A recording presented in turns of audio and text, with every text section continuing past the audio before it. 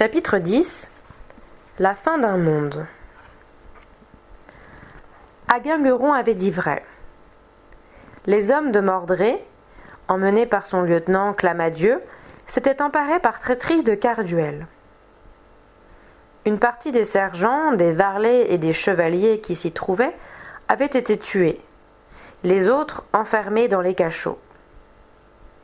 Les hommes de Clamadieu avaient pris leurs vêtements et leurs places. Ils avaient ordre d'attendre l'arrivée du roi Arthur et de sa suite. Mais ce qu'Aguingueron ignorait, c'est que le plus gros des troupes de Mordré, ralliées à lui de toute la Bretagne et jusqu'en Écosse et en Irlande, s'était déployé dans les forêts environnantes. Si le piège disposé à Carduel ne marchait pas, si Arthur et les siens prenaient l'avantage sur les hommes de Clamadieu, ils seraient encerclés par des milliers d'adversaires. Mordré, à la lisière d'un bois d'où il avait vue sur le château et sur la route qui y conduisait, attendait fébrilement dans le jour qui se levait. Il était nerveux. Morgane, sa mère, aurait dû le rejoindre depuis plusieurs jours. Bien qu'il ne doutât pas de ses propres capacités de guerrier, ni de l'issue de la bataille décisive qu'il s'apprêtait à livrer, il se sentait mal à l'aise. Il avait toujours eu sa mère à ses côtés, et, sans elle, il perdait de son assurance. Son arrogance n'était plus qu'une brutalité aveugle. Morgane était sa pensée, son ambition, son intelligence. Il avait besoin d'elle. Avec un grognement de satisfaction, il fit soudain un pas en avant. Un cavalier approchait, à toute bride.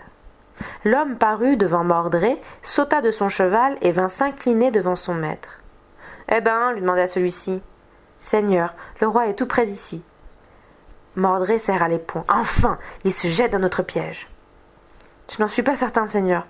Mais pourquoi? Parle. La reine ne l'accompagne pas. Il n'y a aucune dame ni demoiselle. Ce sont des varlets déguisés en femmes, égales et hauts travestis en guenièvres qui ont pris leur place. Et le roi est suivi de tous ses chevaliers, de toutes ses troupes. » Mordré, furieux, gronda. « Alors c'est qu'il a été averti, qu'on nous a trahis. » « Je le crois aussi, Seigneur. Aguingueron, le géant, chevauche à ses côtés. Par tous les diables, je l'avais laissé devant Beaurepaire, la citadelle de cette blanche flore. Il allait donner le dernier assaut. Que s'est-il passé, tu sais ? J'ai entendu dire qu'il a été défié et vaincu en jugement. »« Impossible, dit Mordré, qui, à Beaurepaire, en aurait été capable. Un jeune chevalier inconnu qu'on appelle Perceval le Gallois. »« Un Gallois? Mais d'où il est sorti, celui-là ?» Sans attendre la réponse, Mordré saisit l'espion par l'épaule et le poussa rudement vers son cheval. « Va prévenir l'armée du Nord, qu'elle attende mon signal. L'assaut aura lieu très bientôt. Va !» L'homme partit au galop. Mordré poussa un long cri de rage, leva la tête vers le ciel et hurla « Ma mère, mais où êtes-vous » Une heure plus tard, Arthur et son armée parvinrent en vue de Carduel. Un soleil estompé par de lourds nuages gris éclairait d'une lueur livide les murailles du château. Et derrière une mer d'un vert sombre, on voyait en face la forêt qui était blanche et noire. Les arbres étant défeuillés et couverts de neige.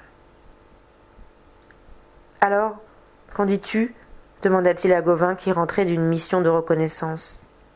« Je n'aime pas ce que j'ai vu. Carduel est trop calme, pas une silhouette sur les remparts, personne aux alentours, et j'ai trouvé les empreintes fraîches d'un cheval qui se dirigeait vers la forêt. »« La forêt ? Tu t'en es approché ? » ?»« Non. J'ai cru y percevoir des ombres qui m'ont inquiété, des lueurs de métal. »« Tu crois ?» fit Arthur pensif. « Oui. Il y a des hommes en embuscade dans cette forêt. » « Très bien. Avertis nos hommes de se tenir prêts à toute éventualité. Avançons vers Carduel. »« Mais quelle est votre décision, sire ?» Arthur fit un geste fataliste. « Oh, dans cette forêt, il peut y avoir aussi bien une escouade qu'une armée. Nous n'en savons rien. » Comportons-nous comme si c'était une armée, que les capitaines me rejoignent. Je vais donner mes ordres. Sire, dit Gauvin d'un ton inquiet, et si Mordred nous attendait avec tous ses alliés? Nous ne sommes pas assez nombreux. Et après, jamais nous ne serons aussi nombreux qu'eux. Veux-tu que nous fuyions? Moi, je le veux pas. Le sort du royaume se jouera aujourd'hui, si Dieu en a décidé ainsi. Pour couper court à toute discussion, le roi donna un coup d'éperon à son estrier.